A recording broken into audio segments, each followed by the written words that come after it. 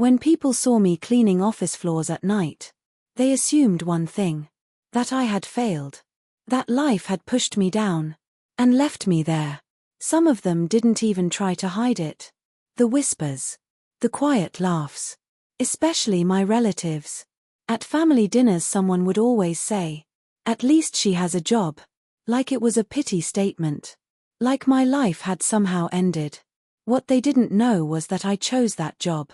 Not because it was easy, but because it gave me something people overlook: access. And access changes everything.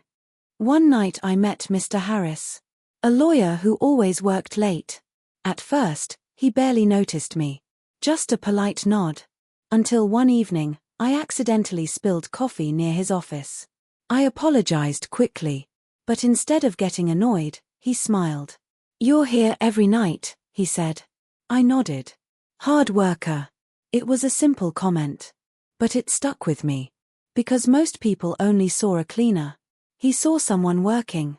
And sometimes that small difference can change an entire story. I worked in a large office building downtown. 12 floors. Law firms. Consulting companies. Tech startups. Every night I cleaned the same hallways. The same glass doors. The same meeting rooms. At first, I kept my head down. Did my work. Went home. But slowly, I started noticing things. How businesses operated. How people spoke. How deals were made. While everyone else was rushing to leave at night, I was there, watching, learning, listening. And without realizing it, I was getting an education no classroom could give me. Weeks later, something strange happened. One of the cleaning companies in the building lost their contract. Suddenly, 2 entire floors had no cleaning staff. Management was panicking. Trash piling up. Offices complaining. One evening Mr. Harris asked me, "Do you know anyone who could help?" I paused. Then I said something that surprised even me. I could. I didn't have a company. I didn't have employees. But I had something else. Courage to try. That weekend I borrowed money. Not much. Just enough for supplies. Gloves. Cleaning equipment. Uniforms. Then I called 2 friends who also worked cleaning jobs. "Want extra work?" They said yes immediately. By Monday night, we were cleaning 2 full floors. 3 people. Working twice as hard. But something felt different. For the first time, I wasn't just cleaning. I was running something. Word spread quickly. Other offices noticed. The floors looked better. The trash was always gone. The bathrooms were spotless. Soon another company asked, "Can your team handle our floor too?" My team. That word felt unreal. Within 3 months, we had 5 employees. Then 8. Then 12. But not everyone was happy. Because some of the people who laughed at me were now working in those same offices. One evening, I heard something in the hallway. 2 employees were talking. They didn't realize I was nearby. "Can you believe she runs the cleaning crew now?" The other one laughed. "Still just a cleaner." I didn't say anything. I just kept working. Because they were right about one thing. I was still cleaning. But what they didn't understand was that I also owned the contract. And that changes everything. A year later, the building changed management. New company. New rules. They reviewed every contract, including mine.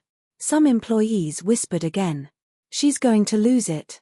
She's not a real business owner." But I had prepared for that moment. Paperwork. Licenses. Insurance. Employee records. Everything was organized. Everything was legal. Everything was ready.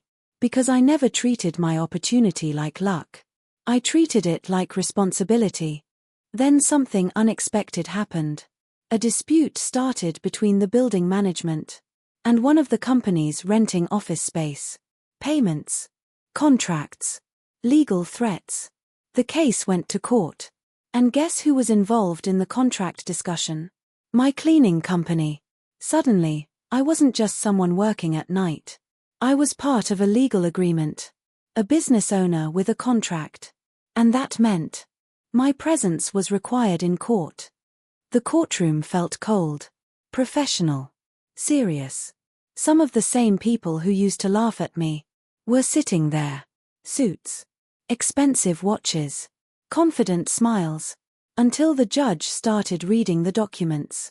Cleaning services provided by, then my company name, then my name, and suddenly the room felt quieter. Because legally, I wasn't just a cleaner anymore, I was the contracted service provider. One of the executives tried to argue. He said something that sounded familiar. She's just the cleaner. The judge looked at him, then at the contract, then back at him. No, the judge said calmly. She is the employer responsible for the cleaning staff under this agreement. Employer. The word echoed in the room. Some people looked down. Some avoided eye contact. And for the first time, the laughter disappeared. After the case ended, nothing dramatic happened. No applause. No speeches. Just a quiet walk out of the courtroom. But something had changed. Not in the building. Not in the job. In the way people looked at me. Because the same person they once laughed at was now running the company that cleaned their offices. I never stopped being a cleaner. I just became something more. And sometimes, the people who laugh the loudest are the ones who don't understand the whole story. Respect.